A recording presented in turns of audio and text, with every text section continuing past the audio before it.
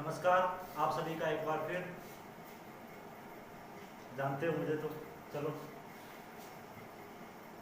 अपने एक second part आता है श्वसन तंत्र यानी कि रेस्पिरेटरी सिस्टम, या जिसका एक और नाम होता है पल्मोनरी सिस्टम। इसको अलग अलग नामों से जाना जाता है। सबसे पहले अपने श्वसन तंत्र के बारे में बात करते हैं। श्वसन तंत्र किसे कहते हैं या श्वसन किसे कहते हैं? कोई भी प्राणी शरीर होता है वो ऑक्सीजन को ग्रहण करता है और CO2 को शरीर से बाहर निकालता है, इसको बोलते हैं श्वसन। श्वसन एक प्रतिवर्ती क्रिया है, यानी कि ये लगातार चलने वाली क्रिया है। जीवित प्राणियों के अंदर श्वसन है वो लगातार है, वो चलता रहता है। इसमें ऑक्सीजन है, इसको ग्रहण किया जाता है, और CO2 है, इसको शरीर से बाहर निकाला जाता है। ऑक्सीजन फेफड़ों के द्वारा ग्रहण की जाती है। आपको मैं एक चित्र के द्वारा समझा देता हूँ कि मान लो ये हार्ट है, हार्ट के 4 पार्ट हो गए, और ये है अपने फेफड़े। कोई भी जानवर हार्ट है, हार्ट से एक आपने पल्मोनरी आर्टरी और पल्मोनरी वेन के बारे में पढ़ा होगा कि पल्मोनरी आर्टरी किसे कहते हैं, पल्मोनरी वेन किसे कहते हैं। यानी कि आर्टरी और वेन का एक अपवाद होता है। धमनी और सिरा, नाम सुना है, धमनी और सिराओं में एक अपवाद होता है जिसको बोलते हैं पल्मोनरी धमनी और पल्मोनरी सिरा बोलते हैं, जिसको हिंदी में कहते हैं फुफ्फुसीय धमनी और फुफ्फुसीय सिरा बोलते हैं। देखो ये सिस्टम क्या होता है कि आपने पढ़ा है कि हृदय के अंदर यहाँ पर रक्त आता है, वो सारा अशुद्ध, उसके बाद रक्त नीचे जाता है, फिर रक्त है वो इधर की तरफ आता है, यानी कि पूरा अशुद्ध रक्त होता है वो फेफड़ों की तरफ आता है, और फेफड़ों से शुद्ध होकर वापस ये इधर की तरफ आ जाता है, और यहाँ से ये पूरे शरीर के अंदर भेज दिया जाता है। ये रक्त होता है वो अशुद्ध होता है। और आपने पढ़ा है कि जो नलिका यानी कि धमनी व सिरा, जो नलिका रक्त को हृदय से दूर लेके जाती है उसको बोलते हैं धमनी, और जो पास लेकर आती है यानी कि ये, इसको बोलते हैं सिरा। यानी कि ये होती है सिरा और ये होती है धमनी, पल्मोनरी और पल्मोनरी, यानी कि पल्मोनरी सिरा और पल्मोनरी धमनी। अपवाद क्यों कहते हैं कि ये जो रक्त है वो अशुद्ध है, और ये अशुद्ध रक्त को दूर लेके जा रही है हृदय से, और ये शुद्ध रक्त को नजदीक लेके आ रही है।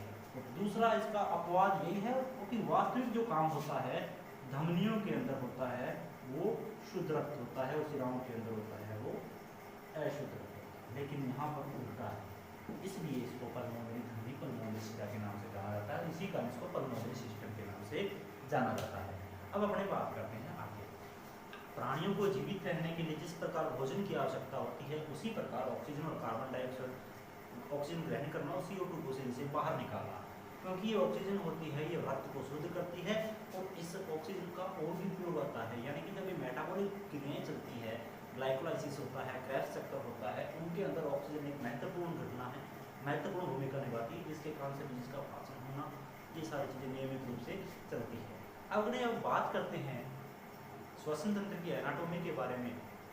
तो मैंने आपको बताया था जो अपना बेस होता है वो गाय भैंस ही रहता है, लेकिन यहाँ पर श्वसन तंत्र सभी जानवरों का समान होता है। सबसे पहले क्या होता है कि पहला जो पार्ट आता है उसको बोलते हैं बाह्य नासा छिद्र,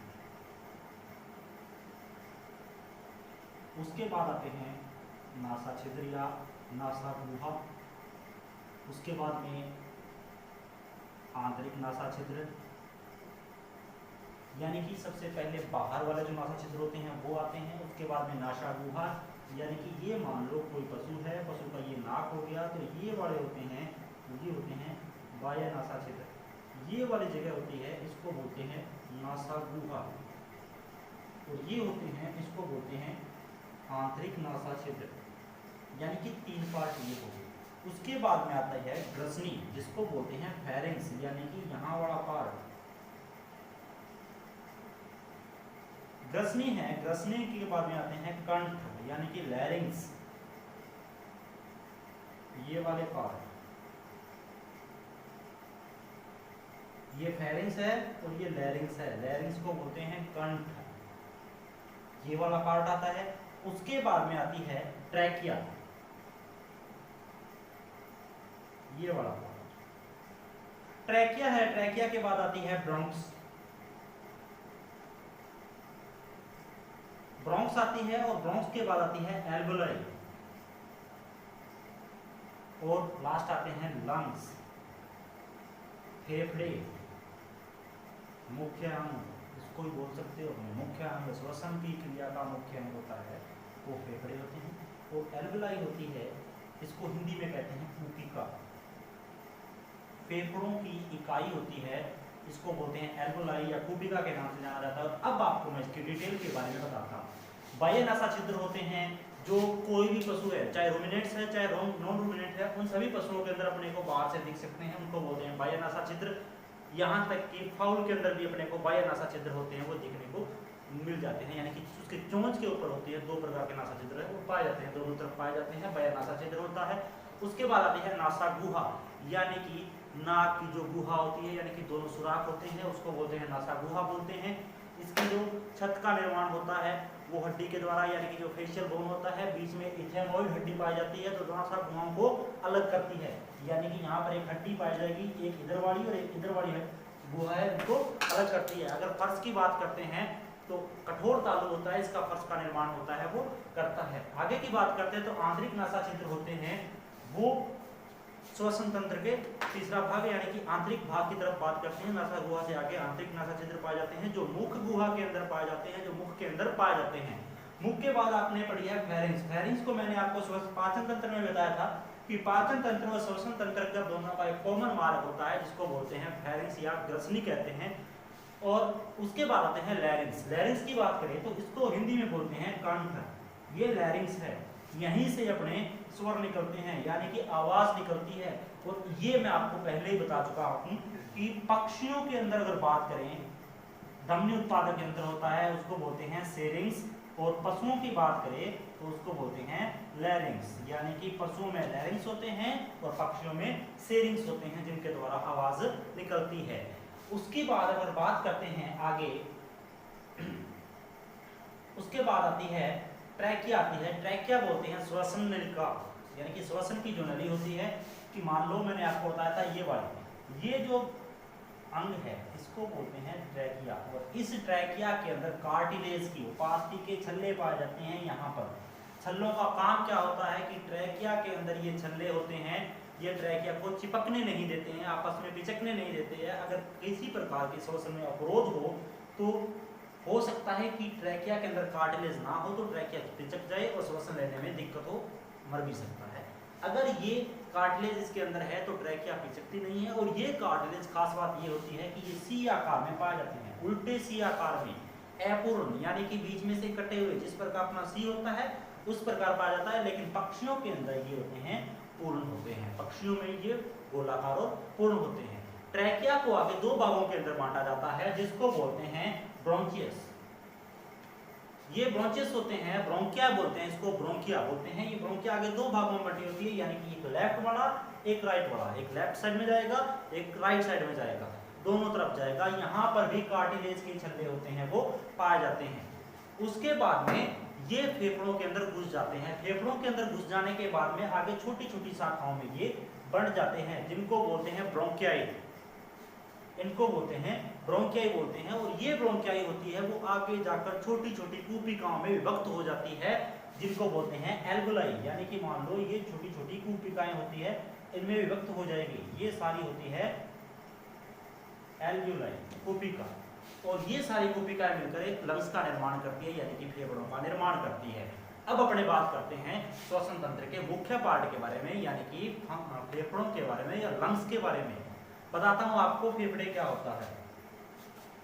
फेफड़े हैं ये जानवरों के अंदर, पक्षियों के अंदर, किसी मान लो अगर भ्रूण है तो भ्रूण के अंदर जो फेफड़े होते हैं वो काम नहीं करते हैं।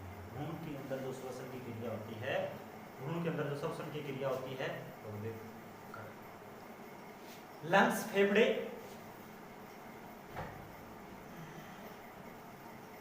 लंग्स या फेफड़ों के बारे में आपको बताता हूं कि ये युग्मित होते हैं, यानी कि संख्या में दो होते हैं, युग्मक के रूप में यानी कि संख्या में होते हैं दो, आकार में होते हैं शंकु आकार के, अवतल भी हो सकते हैं उत्तल भी हो सकते हैं, ये फेफड़ों के ऊपर निर्भर करता है। अगर अपने बात करें छोटे जानवरों के अंदर, तो छोटे जो पशु होते हैं, भ्रूणीय जो पशु होते हैं, उनके अंदर होते हैं लंग्स होते हैं, इनएक्टिव होते हैं, एक्टिव नहीं रहते, काम नहीं करते, क्योंकि उनमें श्वसन होता है वो प्लेसेंटा के द्वारा ही होता है, माता के द्वारा ही होता है, फेफड़े काम उसमें नहीं कर रहे होते हैं। फेफड़े काम करते हैं जन्म लेने के बाद, जब श्वसन की क्रिया होती है। ये फेफड़े होते हैं, ये आकृति में इतने बड़े होते हैं कि मान लो ये वक्षीय जो गुहा होती है, थोरेसिक कैविटी, लगभग इस थोरेसिक कैविटी को घेर के रखती है और उस फेफड़ों के ऊपर एक आवरण पाया जाता है जिसको बोलते हैं प्लूरा। फेफड़ों के ऊपर प्लूरा का एक आवरण पाया जाता है, इसको घेर के रखता है, यानी कि एक थैली होती है, थैली के अंदर फेफड़ा रहेगा जिसको बोलते हैं प्लूरा। वक्षीय गुहा के अंदर जो सबसे बड़ा पार्ट होता है उसको फेफड़ा बोलते हैं। फेफड़े संख्या में दो पाए जाते हैं, युग्मित होते हैं। और ये अगर अपने बात करते हैं, देखो छोटे जानवरों के बारे में, छोटे जानवरों के अंदर फेफड़े होते हैं, इनएक्टिव होते हैं, कार्य बिल्कुल नहीं करते हैं। जब ये जन्म ले लेते हैं उसके बाद में फेफड़े अपना कार्य है वो स्टार्ट कर देते हैं। फेफड़े छोटे जानवरों के फेफड़े को अगर निकाल लेते हैं तो ये पानी के अंदर नहीं डूबते हैं, इनको दबाने पर भी चटचटाहट की आवाज नहीं आती है। फेफड़ों का रंग होता है वो पिंक होता है, पिंक गुलाबी, बहुत फेवरेट कलर है ये पिंक गुलाबी। और किनका है ये आपको बताइए, पिंक कलर है, फेफड़ों का रंग होता है बहुत ही गुलाबी रंग के फेफड़े होते हैं, शंकु नुमा आकृति के अंदर फेफड़े हैं वो पाए जाते हैं। इन्हीं फेफड़ों के अंदर श्वसन की क्रिया होती है, यानी कि इन्हीं के कारण श्वसन होता है, जिसमें अंतःश्वसन व बाह्य श्वसन है वो पाया जाता है। अंतःश्वसन है और बाह्य श्वसन है वो इन्हीं फेफड़ों के अंदर पाया जाता है। अगर फेफड़ों के बारे में आपको और बता देता हूँ, फेफड़ों के बारे में बताता हूँ आपको। हम लोग ये एक फेफड़ा है, इस भाग को बोलते हैं हाइलस, जहाँ पर इसमें ब्रोंकियाई प्रवेश करती है इसको हाइलस बोलते हैं। दो प्रकार के होते हैं, एक होता है दायां फेफड़ा, एक होता है बायां फेफड़ा, यानी कि फेफड़े होते हैं वो दो प्रकार के होते हैं, दाएं और बाएं, संख्या में भी दो होते हैं। इसमें आकार में छोटे और बड़े हो सकते हैं। फेफड़ों के अंदर है पालिकाएं पाई जाती है, यानी कि लोब्स होते हैं। फेफड़ों के अंदर है वो लोब्स पाए जाते हैं, यानी कि पालिकाएं पाई जाती है। अगर फेफड़ों की बात करें कि कंपैरिजन की बात करें तो दायां फेफड़ा होता है वो आकार में बड़ा होता है और बायां फेफड़ा होता है वो आकार में होता है वो छोटा। अगर दायां फेफड़ा आकार में बड़ा है तो इसमें पालिकाओं की संख्या पाई जाती है 4 और इसमें पालिकाओं की संख्या पाई जाती है 3, क्योंकि छोटा है तो एक पालिका इसमें कम होगी। ये जो दायां फेफड़ा होता है आकृति में अवतल होता है, ज्यादा अवतल होता है, और दूसरा होता है ये कम अवतल होता है। बायां फेफड़ा आकार में छोटा होगा, बायां फेफड़े में 3 पालिकाएं पाई जाएगी, बायां फेफड़ा कम अवतल होता है। दायां फेफड़ा बड़ा होता है, दाएं फेफड़े में 4 पालिकाएं पाई जाएगी, और दायां फेफड़ा है वो ज्यादा अवतल प्रकार का होता है। जो दायां फेफड़ा होता है, दाएं फेफड़े के अंदर जो एपिकल लोब होता है वो ज्यादा विकसित होता है। देखो लोब्स पाए जाते हैं 4 प्रकार के, एक तो पाया जाता है एपिकल, एक होता है कार्डियल, एक होता है डायफ्रामेटिक, ठीक है, एक एपिकल होता है, एक कार्डियक होता है, एक होता है डायफ्रामेटिक, यानी कि मुख्य रूप से 3 पाए जाते हैं, दूसरे में 4 पाए जाते हैं। ये है फेफड़ा। इन्हीं फेफड़ों के अंदर है, मान लो अब मैं आपको बता देता हूँ कि अंगूर के नुमा गुच्छे, मान लो ऐसे अंगूर के नुमा गुच्छे पाए जाते हैं फेफड़ों में। ये होती है मतलब इन्हीं के द्वारा श्वसन की क्रिया होती है, वो लगातार चलती रहती है। और ये मैंने आपको बड़ा बता दिया, इसके अलावा आप किताब से देख लेना। Thank you very much. Cameraman Mohit के साथ, लाइवमैन कपिल शर्मा और मैं सुधीर साथ।